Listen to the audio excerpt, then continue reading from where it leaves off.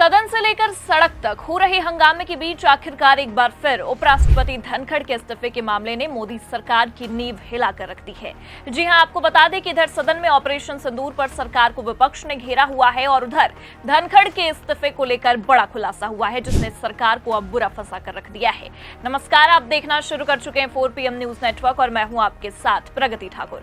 बड़ी खबर निकलकर सामने आ रही है कि इस्तीफे से पहले ही धनखड़ के खिलाफ सरकार ने एक बड़ी रणनीति तैयार कर ली थी, जिस वजह से इस्तीफे की नौबत आई। एनडीटीवी इंडिया की एक खबर देखिए आप, इसमें लिखा भी है 21 जुलाई शाम 4:50 धनखड़ को लेकर सरकार ने बना ली थी ये रणनीति, फिर आया इस्तीफा। तो कयासबाजियों का दौर पहले से ही लगाया जा चुका था। प्रधानमंत्री मोदी और पूरी की पूरी भारतीय जनता पार्टी ने पहले से ही तैयारियां की हुई थी कि धनखड़ को रास्ते से हटाना है, लेकिन अब तो खुद खबरें निकलकर सामने आ गई हैं, जिसमें बकायदा टाइमिंग के साथ खुलासा किया गया है। साफ बताया जा रहा है कि शाम 4:50 पर ही धनखड़ को लेकर सरकार ने रणनीति बना ली थी। उसके बाद फिर इस्तीफा आया था। हालांकि ये बात सच है, क्योंकि आपको बता दें कि जिस दिन धनखड़ साहिब ने इस्तीफा दिया उसी दिन बीएसी की एक बड़ी बैठक होने वाली थी, जिसे सुबह के बाद शाम को टाल दिया गया था। इस बैठक के बीच धनखड़ ने ऑपरेशन सिंदूर पर चर्चा करने की बात रखी थी, लेकिन इससे पहले की चर्चा हो पाती, पहले तो बैठक से जेपी नड्डा और किरेन रिजिजू दोनों नदारद रहते हैं। दोबारा बुलाई गई बीएसी की बैठक जो 4 बजे बुलाई जाती है, उसमें शामिल नहीं होते हैं और फिर 21 जुलाई की रात में ही अचानक से ये खबर हमारे सामने आ जाती है कि उपराष्ट्रपति धनखड़ ने स्वास्थ्य कारणों का हवाला देकर अपने पद से इस्तीफा दे दिया है, जिसके बाद से ही आपको बता दें कि हर दिन हर रोज धनखड़ के इस्तीफे को लेकर नई नई चीजें सामने आ रही हैं और अब तो इस बड़े खुलासे ने अलग ही बवाल मचा दिया है। देखिए खबर में आगे लिखा भी है। अब नई जानकारी के अनुसार सरकार ने जगदीप धनखड़ को अपने त्याग पत्र को टालने का रास्ता नहीं छोड़ा था। 21 जुलाई को जब दोपहर में उन्होंने सरकार के एक वरिष्ठ मंत्री के 2 बार फोन करने के बावजूद बातचीत नहीं की, तभी सरकार को यह लग गया था कि वे अलग रास्ते पर निकल चुके हैं। बीएसी की सुबह की बैठक में उन्होंने कहा कि मंत्री सरकार से पूछकर ये बताए कि पीएम ऑपरेशन सिंदूर पर कब बोलेंगे। तब इन मंत्रियों को कहना पड़ा कि पीएम सदन में कब बोलेंगे ये ना तो चेयर तय कर सकती है और ना ही विपक्ष। इसके बाद वे लंच के लिए घर चले गए और तब एक वरिष्ठ मंत्री के 2 बार फोन करने के बावजूद वे लाइन पर नहीं आए। शाम 4 बजे उन्होंने सदन में जस्टिस वर्मा के खिलाफ विपक्ष के प्रस्ताव का जिक्र किया, लेकिन इसी बीच उन्हें हटाने की मुहिम सिर चढ़ चुकी थी। हालांकि आपको बता दें कि जस्टिस वर्मा के खिलाफ लाया गया महाभियोग प्रस्ताव ही धनखड़ के लिए जी का जंजाल बन गया, जिसके कारण आज धनखड़ को अपना पद छोड़ने तक की नौबत आ गई। लेकिन इन सबके बाद भी आपको ये बता दें कि ये केवल एक ही कारण नहीं था जिस वजह से इस्तीफा हुआ। ऐसे बहुत से कारण हैं जो धनखड़ के इस्तीफे का कारण बन चुके थे। धनखड़ पहले से ही सरकार के निशाने पर थे, लेकिन सरकार को उनके खिलाफ एक्शन लेने के लिए ऑपरेशन सिंदूर और जस्टिस वर्मा का यह मुद्दा बैठे बिठाए मिल गया, जिस वजह से इस्तीफा हुआ। लेकिन इस्तीफे के पीछे कितनी बड़ी रणनीति बनाई गई, कितनी चालबाजियां हुई, इस वक्त ये सबसे ज्यादा चर्चा का विषय है। देखिए एनडीटीवी की खबर में आगे लिखा भी है कि कैसे सरकार ने धनखड़ को रास्ते से हटाने के लिए पहले से ही रणनीति तैयार कर रखी थी। इस्तीफा तो धनखड़ की मजबूरी बन गई थी। लिखा है, रक्षा मंत्री राजनाथ सिंह के कमरे में एनडीए के सभी राज्यसभा सांसदों के दस्तखत ले लिए गए थे। सूत्रों के अनुसार राज्यसभा में एनडीए को 134 सांसदों का समर्थन हासिल है।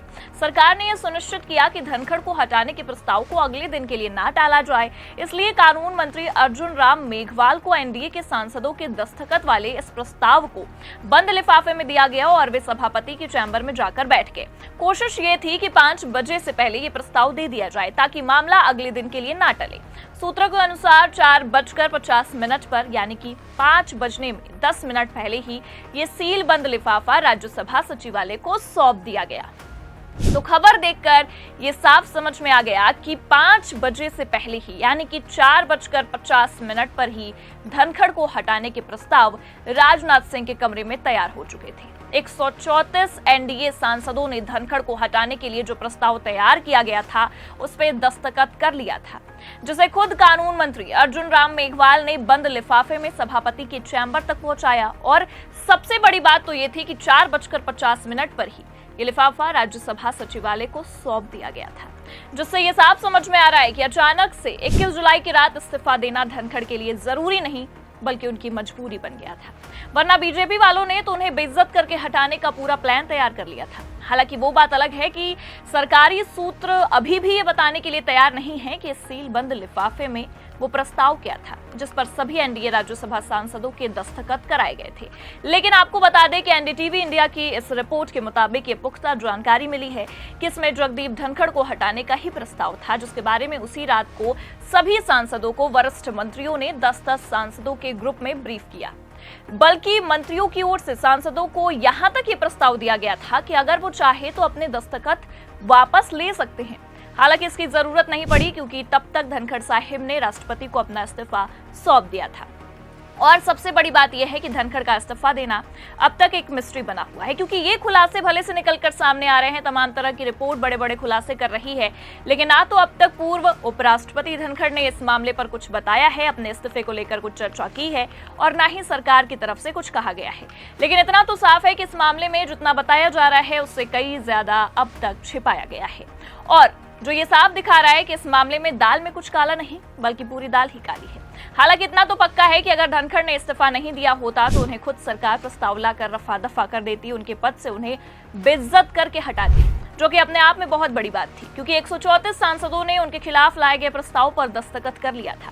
फिलहाल अब इन सभी मामलों के बीच खबर ये भी निकलकर सामने आ चुकी है कि नए उपराष्ट्रपति के नाम का ऐलान होने वाला है। खबर देखिए आप, इसमें लिखा भी है जगदीप धनखड़ के बाद अगला उपराष्ट्रपति कौन, चुनाव से पहले नया ट्विस्ट, सामने आया नए फ्रंटनर का नाम। आगे बताया गया है जगदीप धनखड़ के उपराष्ट्रपति पद से अचानक इस्तीफे के बाद अगले उपराष्ट्रपति के लिए चुनाव की तैयारियां शुरू हो चुकी हैं। चुनाव आयोग ने उपराष्ट्रपति चुनाव के लिए रिटर्निंग और सहायक रिटर्निंग अफसरों की नियुक्ति कर दी है।